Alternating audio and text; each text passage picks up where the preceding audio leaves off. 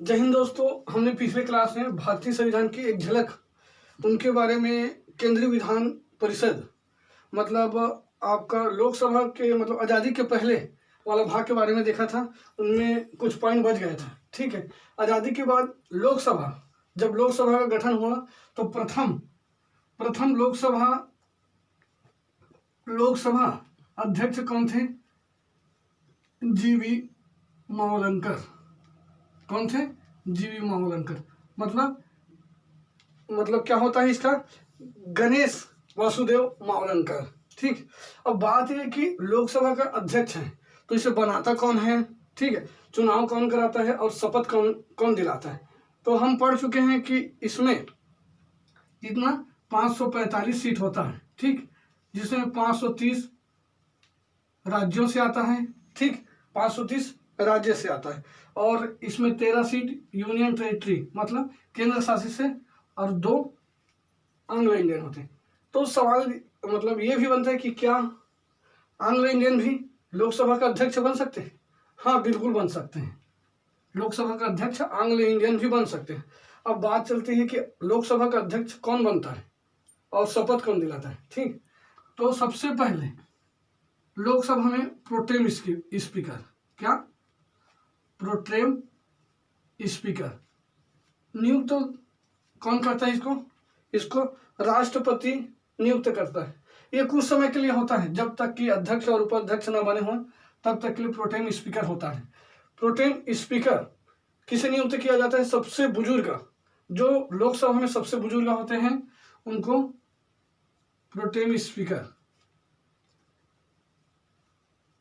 बुजुर्ग को घोषित किया जाता है। ठीक, उसके बाद ही अध्यक्ष और उपाध्यक्ष नियुक्त किया जाता है और अध्यक्ष उपाध्यक्ष नियुक्त किया जाता है। लेकिन जब ये सदस्यता ग्रहण करते हैं तो ही इनको मतलब शपथ ग्रहण करवा दिया जाता है। क्या किया जाता है? ओथ ग्रहण करवा दिया जाता है। लेकिन जब क्या होता है, लोकसभा अध्यक्ष के रूप में और दोबारा ये शपथ ग्रहण नहीं करते, क्योंकि ये पहले से ही शपथ ग्रहण करवा चुके हैं। कौन करवा चुके हैं? राष्ट्रपति के द्वारा। किसके द्वारा? राष्ट्रपति के द्वारा। ठीक, यहाँ तक बात क्लियर। अब इससे काम क्या होता है? और हम बोले थे कि आर्टिकल क्या होता है आपका 93 से 97 के बीच अध्यक्ष और उपाध्यक्ष के बारे में इंगित किया गया है। आइए इनको भी देखते हैं। 93 में क्या दिया है? अनुच्छेद 93 में इसमें दिया है लोकसभा का अध्यक्ष और उपाध्यक्ष के बारे में दिया गया है, नियुक्ति के बारे में दिया गया है। ठीक है, और 94 मतलब 94 इसमें क्या दिया गया है आपका? इसमें दिया गया है कि यह अस्थायी सदन है। क्या है? अस्थायी सदन। साथ ही अस्थायी सदन मतलब इसे भंग किया जा सकता है और इसमें अध्यक्ष तब तक बने रहते हैं जब तक कि नए सदस्यों का चुनाव नहीं हो रहा था, तब तक पुराना ही अध्यक्ष के रूप में रहते हैं। ठीक, अब 95 अनुच्छेद मतलब आर्टिकल 95 इसमें क्या होता है कि अगर अध्यक्ष और उपाध्यक्ष अगर किसी कारणवश अध्यक्ष अगर सदन में उपस्थित नहीं होगा तो वहां का मतलब नेतृत्व कौन करेगा? उपाध्यक्ष करेगा। अगर किसी कारण दोनों अनुपस्थित हैं, ठीक है, अगर दोनों अनुपस्थित हैं तो राष्ट्रपति खुद वहां का मतलब मनोनीत करते हैं। क्या मनोनीत करते हैं? अध्यक्ष उपाध्यक्ष के रूप में राष्ट्रपति द्वारा मनोनीत किया जाता है। अब ये हुआ आपका 96। इसमें क्या दिया गया है आपका? लोकसभा में अगर अध्यक्ष और उपाध्यक्ष को हटाना चाहते हैं, ठीक है, इसके लिए क्या करते हैं? अविश्वास प्रस्ताव। ठीक, अविश्वास प्रस्ताव के अंदर अध्यक्ष और उपाध्यक्ष को हटा सकते हैं। कैसा अविश्वास प्रस्ताव? अगर आपको अध्यक्ष उपाध्यक्ष पसंद नहीं है तो अविश्वास प्रस्ताव लगाकर हटा सकते हैं। इसमें चुनाव होता है मतलब एक पीठासीन अधिकारी द्वारा। किसके द्वारा? पीठासीन अधिकारी द्वारा। उसमें वोट डाला जाता है और अध्यक्ष और उपाध्यक्ष अपने ही मत में डालेंगे, दूसरे के थोड़ी डालेंगे। अब इसके बाद 97 में क्या दिया गया है आपका आर्टिकल 97। इसमें लोकसभा का अध्यक्ष तथा राज्यसभा के अध्यक्ष के बारे में, मतलब वेतन के बारे में इंगित किया गया है। क्या किया गया है? वेतन के बारे में इंगित किया गया है। देखो दोस्तों, अब वेतन तक की बात हो गई, ठीक है। 97 में वेतन की बात की है। अब देखते हैं कि लोकसभा का काम क्या होता है, लोकसभा अध्यक्ष का काम क्या होता है। अध्यक्ष का काम होता है आपका व्यवस्था। क्या होता है? व्यवस्था बनाए रखना। व्यवस्था क्या? जैसे कि अध्यक्ष बैठा है और बाकी लोग सब बैठे, तो किसको कितना टाइम बोलना है, किसको उठाना है, किसको बैठाना है, ठीक है। और वहाँ एक नियम होता है कि कोई ताली नहीं बजा सकते हैं। इसलिए देखे होंगे आप लोग कभी भी टीवी में ऐसा मतलब टेबल को बजाते हैं, ठीक। यह होता है व्यवस्था प्रदान करना। किनका काम होता है? लोकसभा अध्यक्ष का काम होता है। अब संयुक्त अधिवेशन क्यों बुलाया जाता है और इसका अध्यक्ष कौन होता है और किसके अनुशंसा में बुलाया जाता है, ठीक। संयुक्त अधिवेशन राष्ट्रपति के द्वारा बुलाया जाता है। किसके द्वारा? राष्ट्रपति के द्वारा। किसके अनुशंसा में? प्रधानमंत्री की, ठीक। और इसका अध्यक्ष कौन होता है? लोकसभा का अध्यक्ष ही संयुक्त अधिवेशन का अध्यक्ष होता है, ठीक। अब संयुक्त अधिवेशन मतलब राज्यसभा और लोकसभा, ठीक।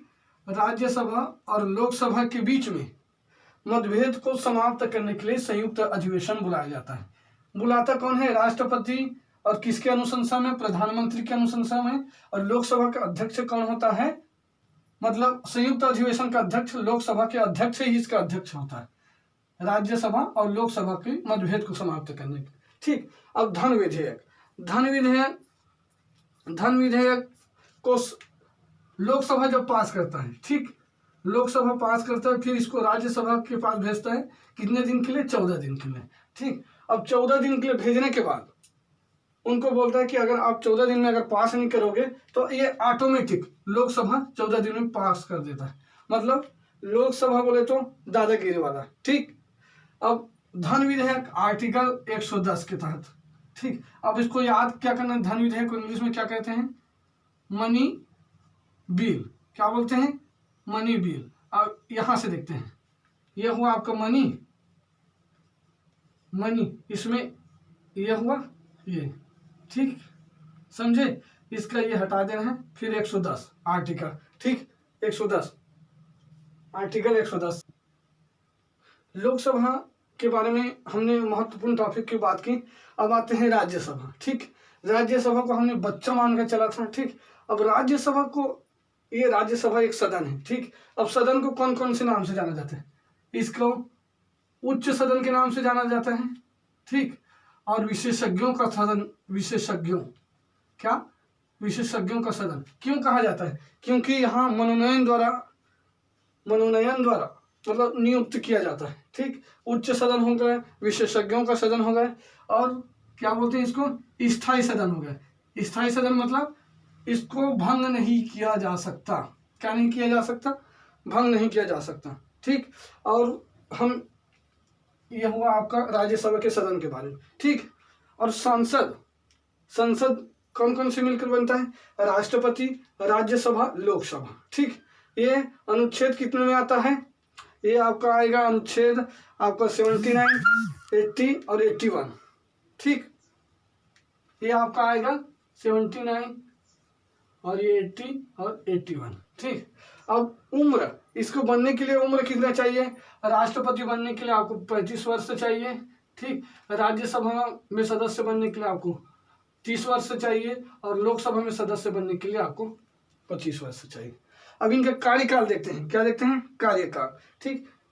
राष्ट्रपति का कार्यकाल 5 साल होता है, राज्यसभा का कार्यकाल 6 वर्ष होता है, और लोकसभा का कार्यकाल 5 वर्ष होता है, ठीक। अब आइए देखते हैं संरचना। किसकी संरचना? राज्यसभा की। राज्यसभा की हम संरचना देखते हैं, विशेष रूप से इनका संरचना देखते हैं, ठीक। और ये सबसे पहले राज्यसभा में 250 सदस्य थे। कितने सदस्य? 250 सदस्य, ठीक। इनमें से इनमें से अब हाँ 250 सदस्य होते हैं, जिनमें कि 238 सदस्य राज्य एवं केंद्र शासित प्रदेश से आते हैं और 12 राष्ट्रपति क्या करते हैं, मनोनीत करते हैं। ये विशेष क्षेत्र से आते हैं, जैसे कि खेल कूद, संस्कृति, साहित्य, समाज सेवी क्षेत्र, ठीक। और 238 में वास्तव में कितने पहुंचते हैं वहां तक, 233 सदस्य ही पहुंचते हैं आपके राज्यसभा में, ठीक। और इधर 12 मनोनीत होते हैं, मतलब 245, वर्तमान में 245 ही सदस्य होते हैं, ठीक। अब क्वेश्चन ये बनता है कि राज्यसभा में केवल राज्य की प्रतिनिधित्व आते हैं कि केंद्र शासित प्रदेश के प्रतिनिधित्व भी आते हैं, ठीक। 2 यूनियन टेरिटरी ऐसे हैं, जैसे कि दिल्ली हो गया और पुदुचेरी हो गया, ठीक। यहाँ विधानसभा है, ठीक। यहाँ क्या है, विधानसभा है। जैसे अपन सीजी से हो गया, यूपी से हो गया, बिहार से हो गया, ठीक। यहाँ विधानसभा है, ठीक। उसी प्रकार दिल्ली और पुदुचेरी में भी है, जो इसमें सम्मिलित हैं। क्या है, इसमें सम्मिलित हैं, ठीक। अब देखते हैं संरचना, देख लिया।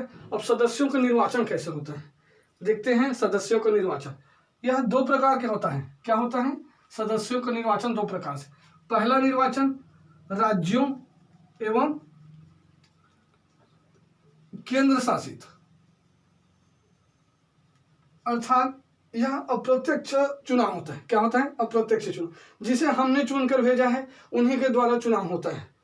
क्या होता है, मतलब जनता के द्वारा चुने पद्धति द्वारा, ठीक। जनता के द्वारा चुने पद्धति द्वारा राज्यों में विधानसभा, मतलब जो राज्य में विधानसभा में है वही लोग चुनते हैं, राज्य और केंद्र शासित। और दूसरा क्या होता है, मनोनयन द्वारा, जिसे राष्ट्रपति मनोनीत करते हैं। कौन मनोनीत करते हैं, राष्ट्रपति, ठीक। अब ये अनुसूची 4 के अंतर्गत सीटों के बारे में दिया गया है, अनुसूची 4, ठीक। इसमें क्या है कि वास्तव में जो हर राज्य को सीट दिया गया है वो किसके आधार पर दिया जाए, शिक्षा के आधार पे या क्षेत्रफल के आधार पे। तो जो सीट है वो जनसंख्या के आधार पर दिया गया है। किसके आधार पे, जनसंख्या के आधार पर। इसलिए सबसे बड़ा राज्यसभा में सीट है, यूपी का सबसे ज्यादा है, और अपना छत्तीसगढ़ का 5 सीट है राज्यसभा में, ठीक। अब ये 1971 के जनगणना के हिसाब से यहाँ पैमाना तैयार किया गया है, ठीक। अब हम भारत की संघीय पद्धति और अमेरिका की संघीय पद्धति देखें तो जिसे संघीय को क्या बोलते हैं, फेडरल सिस्टम, ठीक। यूएस में कैसा, मतलब वहाँ ऐसा सिस्टम है कि हर राज्य को, चाहे वो राज्य छोटा हो या बड़ा हो, सबको 2-2 सीट ही दिया गया है, ठीक। अपने भारत में जनसंख्या के हिसाब से सीट वितरण किया गया। तो देख सकते हैं अमेरिका की संघीय पद्धति और भारत की संघीय पद्धति में कितना अंतर है, ठीक। अब देखते हैं हम योग्यताएं या अर्हताएं, ठीक। योग्यता होना चाहिए कि, और सबसे पहले भारत का क्या होना चाहिए, नागरिक होना चाहिए, भारत की नागरिक होना चाहिए, ठीक। इनका उम्र कितना होना चाहिए, हम बता चुके हैं, राज्यसभा के लिए 30 होना चाहिए, ठीक। ये कोई भी लाभ के पद पर ना हो, जैसे नेता वाला जो होता है एमएलए एमपी, ये लाभ के पद में नहीं होता, मतलब कोई भी सरकारी कर्मचारी नहीं होना चाहिए, ठीक। अब क्या होता है, उसके बाद आपका होगा ये पागल या दिवालिया नहीं होना चाहिए, स्वस्थ व्यक्ति ही होना चाहिए। अब हम इसका चुनाव प्रक्रिया देखते हैं। इनके कार्यकाल तो आप देख ही चुके हैं, राज्यसभा का कार्यकाल 6 वर्ष होता है। 6 वर्ष क्यों होता है इनको जानेंगे, ठीक। इनका चुनाव हर 2 साल में चुनाव होता है, मतलब 2 साल में चुनाव कैसे होता है इनको देखते हैं। मतलब प्रति 2 वर्ष में 1/3 सदस्य अवकाश ग्रहण करते हैं। कैसे करते हैं 1/3, आइए देखते हैं। 2012 उदाहरण से देखते हैं, 2016, 2018 और ये हुआ 2020, ठीक। मान लो सीट कितना है, 99 सीट, यह उदाहरण है, ठीक। अब 2012 में 33 सीट, 2016 में 33 सीट और 2018 में 33, ठीक।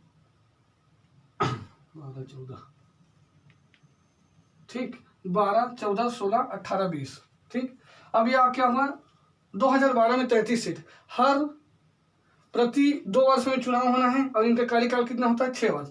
मतलब 2012 का 2016 में, ठीक। इनका कार्यकाल कब समाप्त हो गया? 2016 में। 2016 में समाप्त होगा तो 1/3 सीट के लिए फिर चुनाव होगा। मतलब यहाँ सदस्य स्थायी हैं। फिर ये 2018 में चुनाव होगा, 1/3 सीट के लिए स्थायी है, इस कारण इसे स्थायी सदन कहा जाता है, ठीक। ये समझ आया आपको कि स्थायी सदन क्यों कहा जाता है? मतलब सदस्य बने हुए हैं। अब इनका हम आगे देखते हैं। राज्यसभा में चुनाव हर 2 वर्ष में होता है, ठीक। अब उसके बाद क्या होता है? यही प्रक्रिया के कारण इसे स्थायी सदन कहा जाता है। अब सभापति, सभापति कौन होता है?